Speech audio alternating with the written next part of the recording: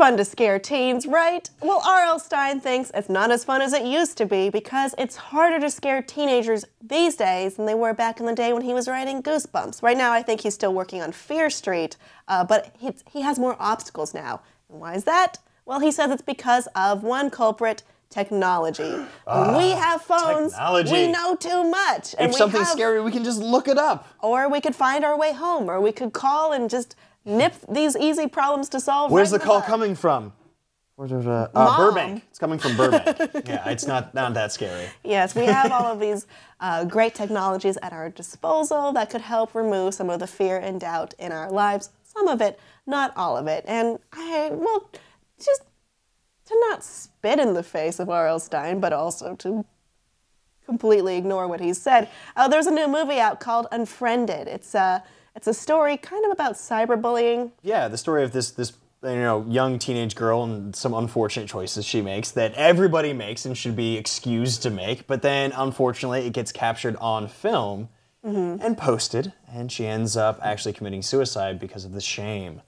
And then something happens to the people who had bullied her in the past. They're chatting with each other, they're Skyping, they're texting. I think it's a Google Hangout, actually. Is it? I know things. Well. I don't know. I think there's just multiple windows. I don't know what it is either. They're communicating using technology on the internet, which is accessible to us all. Yes. And it still looks really scary, and I'm interested in this, and I don't do well with horror at all. I can't handle it. It's too scary. I don't want to go. Stop making me. But this looks so interesting to me. There's been actually quite a few cases like cyberbullying. No, this draws a lot of real-world inspiration, not just all these the kids, technology. Feeling that they have to, there's no way out for them because their lives are ruined at the age of 13 because somebody posted something unflattering on Facebook.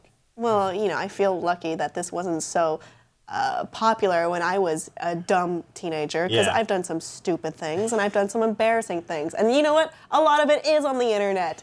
But I'm an adult now and I can handle it. Yes. But yeah, it's such an informative, fragile time period for adults and stuff, or for kids as they're becoming adults, that it is it's not the end of who you become, but it really does inform who you become. So I think this movie is going to do fairly well because it does seem to be a fairly well-made horror film, but also it might be too real at times. People are like, I like it for that very reason. I mean, I know this is wrong and not the way it should be, but when there's a character who's been bullied and mistreated, I do feel like I'm rooting for them.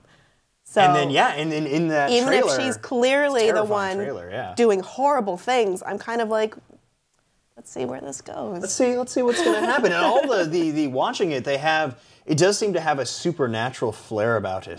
They were saying that it might be her ghost. Watch the trailer, it's crazy.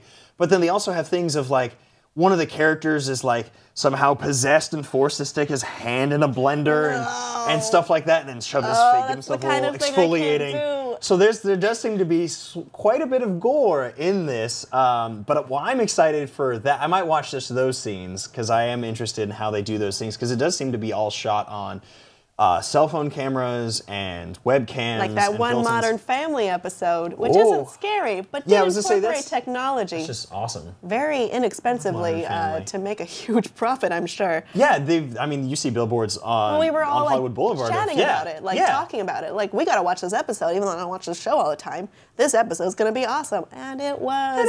Turns out technology is good. Can be good. For like medicine and science. I think R.L. Stine might be wrong on this one. But what do you think, audience? How do technology and scariness, horror, coincide? And will you go see Unfriended? Let us know below in the comments. And please be sure to subscribe for more.